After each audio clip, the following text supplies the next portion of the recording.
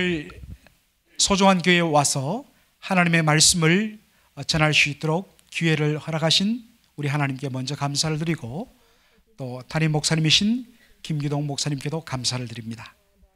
사실 저도 이번에 휴가를 맞이해서 이번 주일날은 어느 교회에 가서 예배를 드릴까 생각하다가 김기동 목사님 생각이 났습니다. 특별히 우리 김 목사님과는 제가 특별한 인연이 있습니다. 우리 김기동 목사님께서 막 이제 알려진, 그때는 김기동 집사님이셨는데 그때부터 교제가 시작되어서 지금까지 계속 되어왔고, 우리 김 목사님께서 이 소중한 교회를 개척하실 때에 그 당시 저는 LA에서 담임 목회를 하고 있었는데 이 창립 예배에 참석을 했습니다. 그리고 또 제가 목회를 그만둔 뒤에 불회에 있는 보이스카우트 센터에서 예배를 드릴 때 그때도 와서 예배를 드렸고요. 그리고 1주년, 바로 이곳에 설립 1주년에 이 건물로 정하고 여기서 첫 예배를 드릴 때도 함께 했었습니다. 참 그런 교회에 꼭 와서 주일 예배를 드리고 싶었습니다. 근데 때마침 우리 김 목사님도 휴가라시라면서 저에게 설교를 부탁하시는 것이었습니다. 그래서 두렵고 떨리는 마음으로 순종하게 되었습니다. 여러분, 소중한 교회는 말 그대로 이 시대 하나님께서 참으로 소중하게 쓰시는 교회라고 믿습니다. 물론 개척 3년 만에 이렇게 빨리 성장해서도 소중하지만 정말 이 시대에 온 교회 성도가 함께 전도에 올인하고 또 제자 훈련에 전심전력 그렇게 힘쓰는 정말 하나님 보시기에 너무나 소중한 교회인 것입니다. 며칠 전에 우리 김기동 목사님과 함께 점심 식사를 하는데 제가 김 목사님 얼굴을 보고 참 마음이 짠했습니다. 참 김 목사님 한 2년, 1년 전만 해도 그렇게 아주 막 군대에서 제대한 군인 같은 씩씩한 모습이었는데 여전히 그 활기참은 동일하지만 전에 보이지 않던 주름이 하나씩 둘씩 더 늘어난 조금은 늙은 모습을 봤습니다. 남들은 개척 3년 만에 이만큼 큰 교회를 이루고 성장시킨 것으로 인해서 다들 참 그 모습만 보고 감동하지만 참 그러한 교회를 이루며 섬기시기 위해서 얼마나 고생했는가, 참 그것을 보면서 참 마음이 아팠습니다. 동시에 그러한 목사님 밑에서 강훈련을 받은 여러분은 얼마나 또 수고를 하시겠는가, 안 봐도 그렇게 눈에 환합니다. 다시 한 번 더 여러분들의 수고와 헌신에 대해서 감사를 드리고 주의 이름으로 격려를 드립니다. 전 세계에서 우리 한국 사람들만큼 복을 좋아하는 민족도 없을 것입니다. 요즘에는 그렇지 않지만 제가 어렸을 때만 해도 여러분들 밥 숟가락에 복자나 목숨 숫자가 거의 다 새겨져 있었습니다.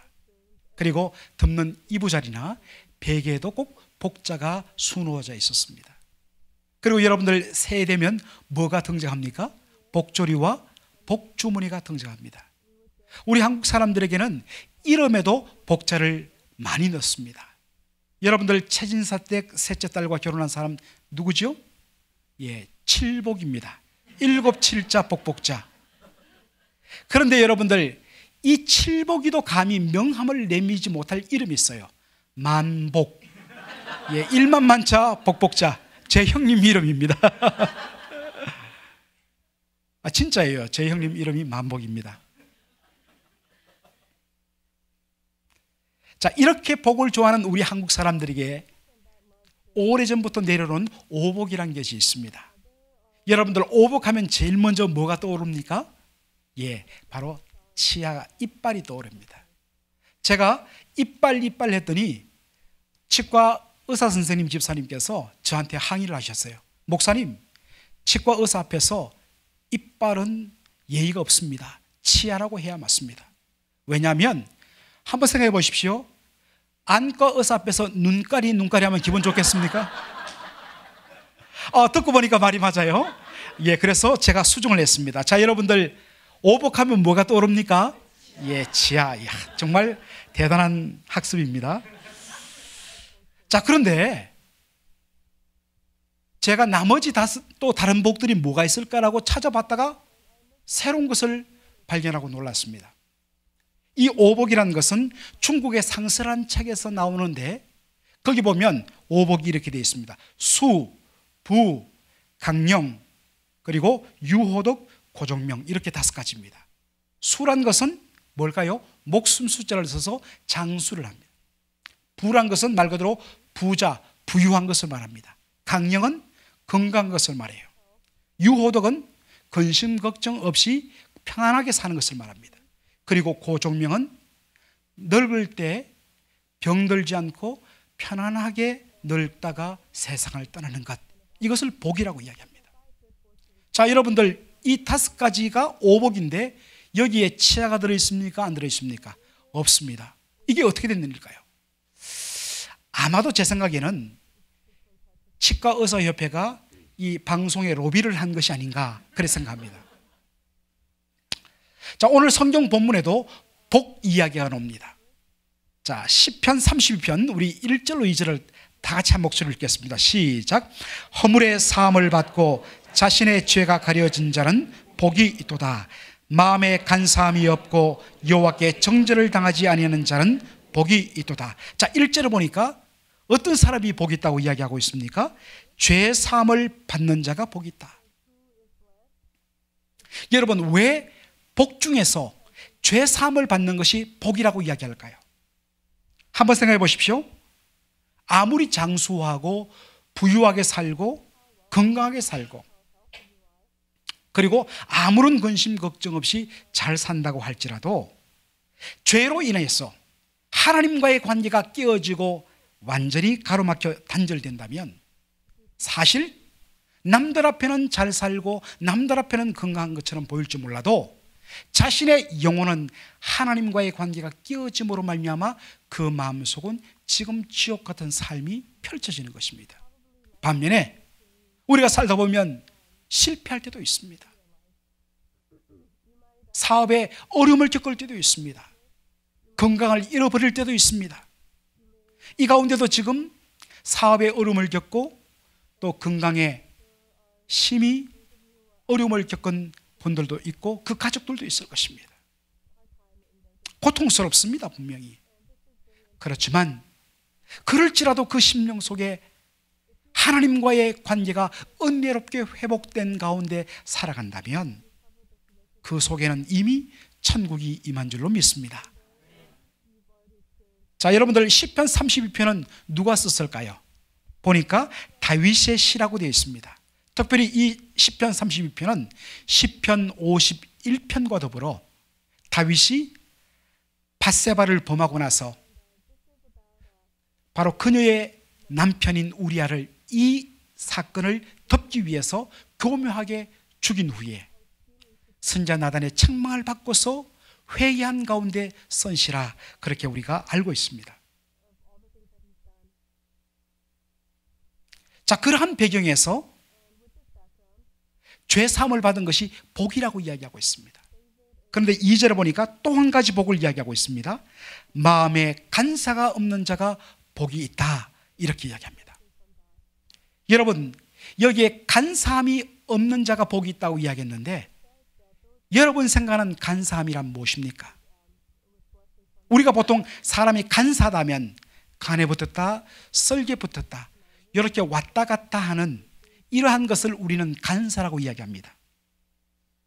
그런데 더 정확하게 말하면 간사할 간자, 간교할 간자에 속일 사자를 써서 아주 간교하게, 교활하게 남을 속이는 것을 간사라고 이야기합니다. 여러분, 다윗이 어떻게 했습니까? 밧세바를 범하고 나서 아이를 가지게 되자 어떻게 이것을 위장하려고 합니까? 전장에 가 있는 밧세바의 남편 우리아 장군을 불러들여서 그 안에 밧세바와 함께 하룻밤을 자도록 그렇게 만들어서 교묘하게 자신의 범죄를 감추려고 그렇게 꾸밉니다. 그런데 이 충성스러운 우리아가 어떻게 합니까? 자신의 동료들은 지금 전장터에서 목숨의 위협을 받으면서 싸우면서 차니스를 맞고 자고 있는데 어떻게 내가 아내와 따뜻한 방에서 잠을 잘 수 있겠는가 하면서 병사들과 함께 밖에서 잠을 잡니다. 이 소식을 듣고 다윗이 그 다음 꾸민 계획이 무엇입니까?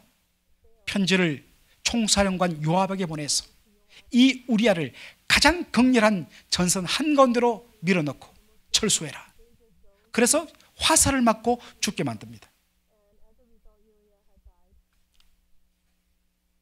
이것을 가지고 성경은 간사라고 이야기합니다. 그런데 다윗이 뭐라고 이야기하냐면 간삼이 없는 자는 복이 있다 이야기합니다. 사실 그의 간교한 속임수로 말미암아서 우리아를 죽인 다윗 아닙니까? 그런 다윗이, 그렇게 간사한 다윗이 간삼이 없는 자는 복이 있다. 여러분은 조금 이해가 되십니까? 저는 성경을 보면서 이 부분이 도무지 풀리지 않았습니다. 너무나도 간사하고 간교한 교활한 다윗이 왜 이렇게 간삼이 없는 자는 복이 있다 이야기했을까? 그런데 우연히 제가 이 단어를 히브리어로 보다가 제가 그 의미를 깨달았습니다. 간삼이란 이 말의 원어적인 의미는 바로 가장하다, 변장하다란 말입니다. 자, 여러분들 이제 의미가 통하죠? 간삼이 없다는 것은 무슨 뜻이겠습니까?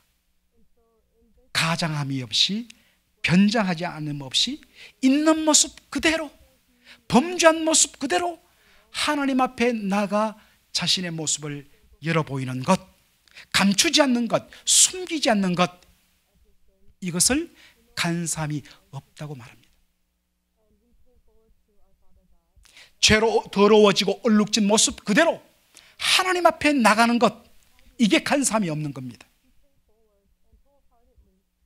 시편 32편 5절에 보니까 그가 이렇게 이야기합니다. 내가 이러기를 내 허물을 여호와께 자복하리라고 주께 내 죄를 아뢰고 내 죄악을 숨기지 아니하였더니 곧 주께서 내 죄악을 사하셨나이다. 다윗은 자신의 허물을 더 이상 감추거나 숨기거나 위장하지 않고 있는 모습 그대로, 범죄한 모습 그대로 하나님 앞에 나가서 그대로 자복했다는 것입니다. 바로 그때 하나님께서 자신의 죄악을 용서하여 주시고 그를 받아주시다는 것입니다. 이것을 복이라고 이야기합니다. 성경이 말하는 복이란 것은 뭔가 성공적인 삶을 사는 것만을 복이라고 이야기하지 않습니다. 하나님과의 관계가 회복되었느냐, 비록 죄를 범했더라도 있는 모습 그대로 하나님 앞에 오픈하고 나가서 자신의 죄를 회개하고 자복함으로 말미암아 하나님과의 관계가 회복되었는가? 회복되었다면 성경은 복이라고 이야기하고 있습니다. 사랑하는 성도 여러분, 여기서 우리가 한 가지 붙들 말씀의 교훈이 있습니다. 하나님 앞에 나올 때 우리는 그 어떤 포장도 하지 말아야 합니다. 그 어떤 꾸밈의 말도 필요가 없는 것입니다.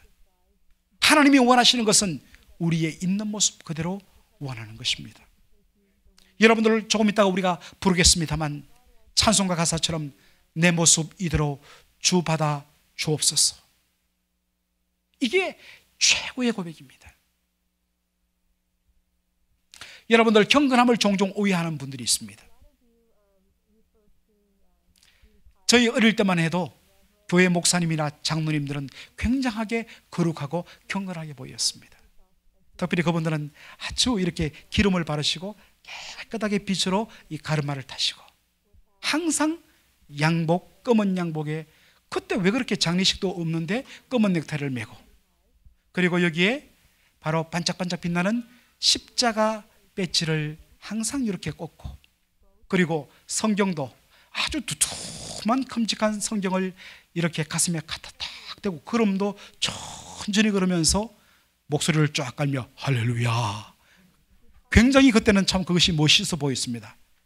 그런데 요즘 젊은이들은 그런 모습을 보고 밥맛이라고 그렇게 이야기하더라고요. 근데 사실 좀 심하죠. 물론 그렇게 겉으로 경건한 척하면서 속으로는 딴짓을 한다면 그것은 밥맛입니다. 그러나 때로는 그런 경건의 내용이 그런 경건의 외형과 형식을 같이 가지고 올 수도 있는 것입니다. 근데 중요한 것은요, 그런 것은 경건일 수도 있고 경건이 아닌 가장의 모습도 될 수가 있습니다. 그런데 성경이 언제나 말하는 참된 경건은 뭐냐? 가장 없이, 변장 없이 자신의 모습 그대로, 그것이 추하든지 더럽든지 있는 모습 그대로 하나님 앞에 나와서 자복하며 풀어놓는 것을 성경은 경건이라고 이야기합니다. 이걸 한번 확인해 볼까요? 자, 시편 32편 6절을 보겠습니다. 이렇게 되어 있습니다. 이로 말미암아 모든 경건한 자는 주를 만날 기회를 얻어서 주께 기도할지라. 자, 여러분들 여기에 주를 만날 만한 기회를 얻어서, 성경을 보면 거기에 숫자 1번이 되어 있는데 그 풋노트, 각 주 제일 아래쪽에 풋노트를 보면 뭐로 이해할 수 있냐면 죄를 깨달을 때라는 뜻으로 볼 수 있다고 되어 있습니다. 이런 것들을 여러분들 잘 참조하시면 참 좋습니다. 다시 말해서 주를 만날 기회를 얻는다는 것은 자신의 죄를 깨닫는 것이 된다는 말입니다. 여러분들, 우리가 주님을 만난다는 것은 뭐겠습니까? 주님을 만나고 주님께 예배 드린다는 것, 주님의 임재 가운데 나온다는 것은 무엇을 의미할까요? 그것은요, 의로우신 주님 앞에 자신을 그대로 내세우는 것입니다. 그러면 의로우신 주님 앞에서 자신의 죄가 드러나고 바로 드러난 그 죄를 깨닫고 아파하며 회개하고 하나님 앞에 그대로 내어놓는 것을, 그러한 사람을 성경은 어떤 자라고요? 경건한 자라고 이야기하고 있습니다. 이게 진정한 경건입니다. 경건이란 것은 가장이나 어떤 것으로 위장하는 것이 아니라 자신의 있는 모습 그대로 하나님 앞에 내어놓고 그 죄를 회개하는 것을 경건이라고 성경은 말하고 있습니다. 자, 여러분들, 우리가 이 말씀을 읽을 때에 종종 우리가 쉽게 그냥 그렇게 생각하고 넘어가는 것이 뭐냐면, 다윗이 하나님 앞에 회개하는 것을 우리는 그가 네가 범죄했다는 그 말씀 한마디에 그가 쉽게 제가 죄인입니다라고 그렇게 회개한 것처럼 우리가 생각하기 쉬운데 사실은 그렇지 않다는 것입니다. 여러분들, 우리가 어떻습니까? 솔직히 사람 앞에서는 말할 것도 없고, 어차피 사람은 우리 자신을 다 모르지 않습니까?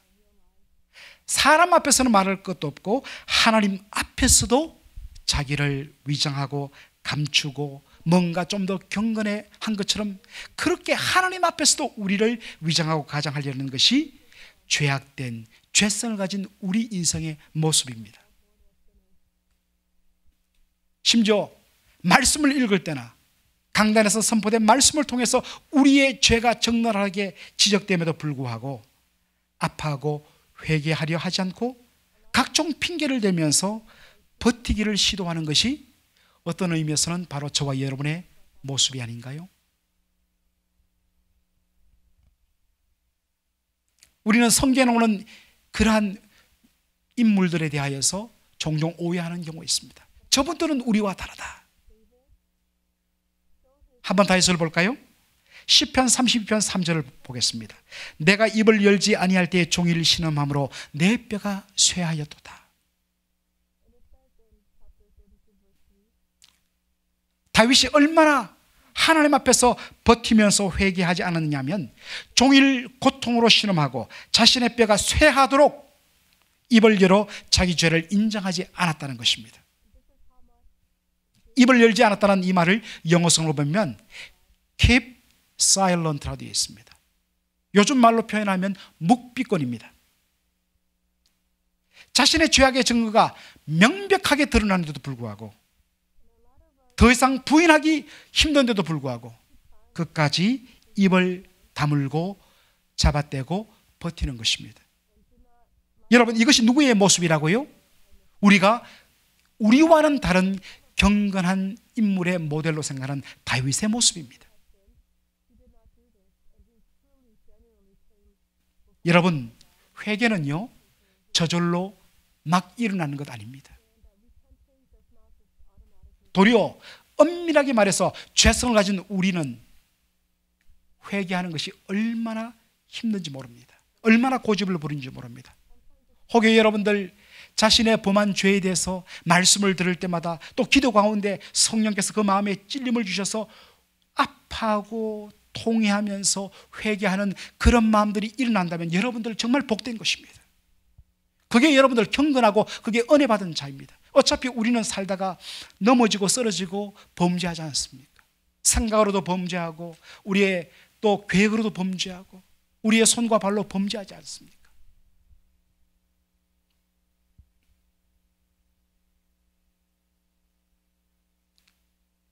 이렇게 거부하고 버티는 다윗을 하나님이 어떻게 다루십니까? 자, 시편 30편 4절 보죠. 주의 손이 주야로 나를 누르시오니 내 진액이 빠져서 여름 가뭄에 마름같이 되었나이다. 여러분, 여기에 주의 손이 나를 누르신다라는 말이 있는데 이 말의 원어적인 의미는 꽉 눌러서 몸의 모든 감각이 완전히 마비되는 것을 말합니다. 얼마나 세게 눌렀는지. 여러분들 레슬링 경기를 보면 경기가 주로 마지막에 어떻게 끝납니까? 박치기로 끝난다고 이야기하는 분들은 주로 70년대 기밀 프로레슬링을 너무 많이 보신 분들이에요. 사실상 저희들은 항상 그랬거든요. 아무리 피를 흘리던 마지막에 기밀이 박치기 해서 끝나지 않습니까? 그런데 미국 프로레슬링을 보면 대부분은 조르기로 끝납니다. 그 큰 덩치의 선수가 온 체중을 실어갖고 완전히 조르기에 들어가면 그 순간에 몸에 감각이 마비되고 피가 통하지 않게 됩니다. 그렇게 되면 항복하는 것이죠. 우리 하나님은 집요한 성부사십니다. 우리 하나님께서는 당신이 사랑하는 영혼을 한번 붙드시면 그 영혼이 항복하고 회개할 때까지 놓치지 아니하시고 누르시고 마침내 주 앞에 손들게 만드시는 분이십니다. 자, 그렇다면 하나님께서 우리를 어떻게 짓누를까요?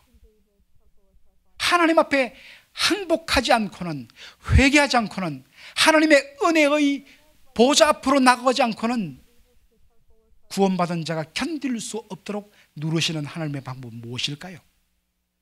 저는 그것이 시편 51편 11절로 12절에 있는 말씀이라고 생각합니다. 자, 여러분들, 그 유명한 다윗이 바세바를 범한 후에 나단 선지자의 책망을 받고 동일한 배경에서 지은 시편 51편인데요. 자, 11절 12절 우리 한 목소리를 읽죠. 다 같이요. 나를 주 앞에서 쫓아내지 마시며 주의 성령을 내게서 거두지 마소서. 주의 구원의 즐거움을 내게 회복시켜 주시고 자활하는 심령을 주사 나를 붙드소서. 아멘. 자, 첫 번째로 다윗이 뭐라고 하나님 앞에 범죄한 후에 회개하면서 부르짖습니까? 나를 주 앞에서 쫓아내지 말아 주옵소서라고 부르짖습니다. 자, 여러분들, 여기서 나를 주 앞에서 쫓아내지 말아 주소서라고 했는데 주 앞에서 쫓겨나다는 이 표현, 주 앞에서 쫓겨난다는 이것, 여러분들 이것이 어디에 놓을까요? 처음으로 놓은 장면이 바로 에덴 동산에서 범죄한 아담과 하와가 하나님의 동산 에덴 동산에서 쫓겨나는 바로 그 장면을 연상시키는 장면입니다. 여러분들, 주 앞에서 쫓겨난다는 것은 생명의 근원이신 하나님과의 관계가 단절된다는 뜻입니다. 여러분들, 주 앞에서라는 이 표현, 성경에서 주 앞에서라는 표현이 나올 때 여러분들 영어성을 보면 항상 그 앞에 표현이 the presence of God 혹은 the face of God, 하나님의 얼굴, 하나님의 임재란 뜻으로 그렇게 번역되어 있는 것을 볼 수 있습니다. 주 앞에서 쫓겨난다는 것은 바로 하나님의 은혜의 임재에서 멀어지고 단절된다는 것을 뜻합니다. 하나님께서 우리를 향하시던 그 은혜의 얼굴을 돌리시고 외면하신다는 뜻입니다. 여러분들, 아이들이 부모의 말을 듣지 않고 계속적으로 고집 부릴 때 부모가 마지막 던지는 성부수가 뭡니까? 그래? 네 마음대로 해. 다시는 내가 간섭하지 않을 거야. 아이들이 할렐루야 합니까? 야, 이제 우리 엄마 아빠 잔소리 안 한다. 좋다. 내 마음대로 살자. 그런 아이들이 있습니까? 아이들이 대부분 두려워합니다.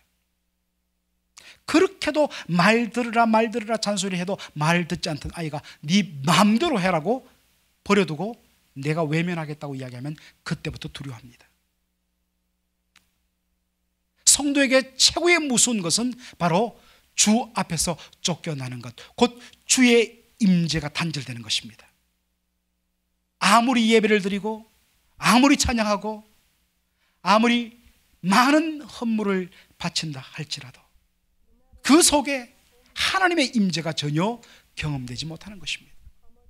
주께서 그 얼굴을 가려주심으로 말미암아 아무리 내가 종교적인 의식을 행한다 할지라도 하나님을 만날 수 없는 것입니다. 하나님의 백성에게서 이것만큼 무서운 일은 없습니다. 하나님이 우리를 어떻게 다루시느냐? 하나님 앞에 회개하고 다시 하나님과의 관계를 회복시키기 위해서 끝까지 죄 가운데 버티는 우리에게 주시는 하나님의 무서운 다루시는 방법이 바로 하나님의 얼굴을 감추시는 것입니다. 다윗이 또 그 다음에 뭐라고 절규합니까? 주의 성령을 내게서 떠나지 거두지 말아 주옵소서라고 기도합니다. 여러분들, 성령은 생명의 영이십니다. 그런 생명의 영이신 성령을 우리 심령 가운데서 거둬가면 어떻게 됩니까? 우리의 영혼은 살았으나 죽은 것과 진배가 없습니다. 여러분 생각해 보십시오. 사람에게 코에서, 사람의 목에서 숨을 거두어가 버리면 어떻게 됩니까? 죽은 시체가 됩니다. 마찬가지로 하나님의 생명의 호흡이신 성령께서 우리를 떠나가시면 우리의 영혼은 영적인 사망을 당한 것이나 마찬가지입니다.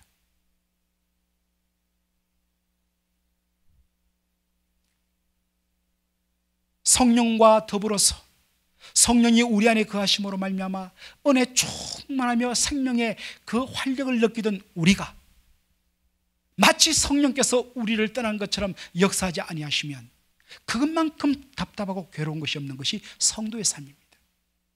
여러분 다 그런 영혼의 밤을 경험해 보셨지 않습니까? 마지막으로 주의 구원의 기쁨을 회복시켜 달라고 기도합니다. 여러분들, 우리가 성경 말씀을 볼 때 종종 말씀의 정확한 의미를 알기 위해서 한번 그 말씀의 의미를 이렇게 뒤집어 보면 그 뜻이 더 드러나는 경우가 있습니다. 주의 구원의 즐거움을 회복시켜 달라니, 이 말은 무슨 뜻일까요? 죄란 것은 우리에게 주어진 구원의 즐거움을 완전히 없애는, 구원의 즐거움이 완전히 식어지게 만드는 무서운 독이라는 것입니다. 여러분들, 우리가 구원을 받으면요, 이 구원은 누구가 뺏어갈 수 없습니다. 문제는 구원받은 그 감격이 완전히 메말라지고 영생의 즐거움이 우리의 심령 속에서 완전히 식어지고 사라져버린다는데 문제가 있습니다. 어떤 사람들은 구원의 감격이 사라지면 내 구원이 없어지는 것이 아닌가 하고 두려워하는데 그렇지 않습니다. 하나님이 한번 주신 이 구원의 축복은 영원한 것입니다. 그렇지만 문제는 받은 이 구원의 감격이 더 이상 누려지지 않을 때 구원받았지만 구원받지 않은, 천국에 속해 있지만 여전히 지옥에 사는 것 같은 비참함이 우리의 심령 속에 있는 것입니다. 여러분, 이 세 가지는 바로 하나님께서 회개하지 않는 우리의 영혼을 회개하여서 하나님의 은혜의 자리에 나오기까지 끊임없이 우리의 심령을 압박하고 조르시는 하나님의 참 방법입니다.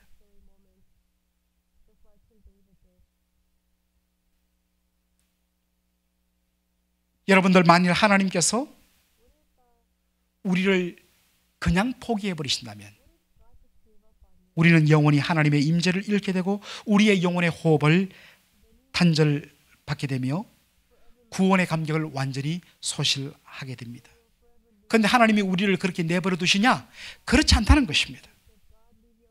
끝까지 찾아와 주시고 추격하시고 끝까지 붙드시고 누르시고 조르시고 해서 마침내 항복하여 하나님 앞에 조금도 가장 없이 변장 없이 숨김 없이 회개하면서 하나님과의 은혜의 관계를 회복하는 자녀 삼으시기까지 하나님은 우리를 그렇게 다루신다는 것입니다. 사랑하는 성도 여러분, 이 시간 우리의 영혼의 모습을 살펴보기를 원합니다.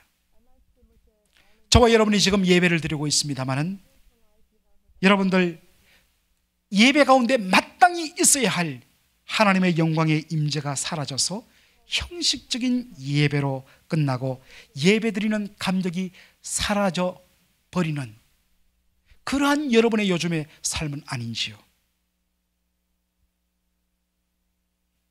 성령이 우리를 떠난 것처럼 그렇게 느껴지고 구원의 감격과 기쁨이 완전히 메말라 버린 것은 아닌지요? 혹시 그렇다면 여러분들, 바로 그 원인이 우리를 돌이키기 위하여서 회개하고 새롭게 하기 위해서 하나님께서 지금 여러분의 영혼을 누르시는 하나님의 독특한 방편이 아닌지 여러분들을 살펴볼 필요가 있습니다.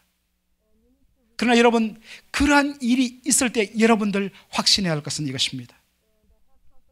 그것은 하나님께서 우리를 미워하시고 외면하고 버리시려는 것이 아니라 도리어 우리를 포기치 아니하시고 끝까지 붙드시며 돌이켜 하나님의 은혜를 마침내 누리도록 하고야 말겠다는, 회복시키고야 말겠다는 하나님의 감추어진 은혜의 모습이란 사실입니다. 여러분, 하나님이 집요하게 여러분을 누르고 계십니까? 이제 우리가 할 일은 천부여 의지없어서 손들고 나옵니다. 주여, 간사함이 없이, 가장함이 없이, 꾸밈 없이 죄지은 모습 그대로, 추한 모습 그대로, 내 모습 이대로 나옵니다. 주여, 받아주옵소서. 하나님께서는 이미 그리스도 예수의 십자가 보혈의 그 공로에 의지하여서 우리를 다 맞이해 줄 준비를 가지고 계십니다. 우리가 해야 할 일은 오직 하나, 우리를 사랑하시기 때문에, 우리를 포기할 수 없기 때문에 우리를 도리어 강하게 다루시는 그 하나님의 감춰진 그 사랑을 우리가 발견하고서 있는 모습 그대로 손들고 주 앞에 나와 온전히 주의 은혜와 사랑을 회복하시며 구원의 즐거움을 누리며 성령의 충만한 은혜를 마음껏 누리며 날마다 하나님의 은혜의 임재를 맛보는 성도의 복된 삶이 여러분의 삶 속에 넘치기를 주의 이름으로 축원합니다.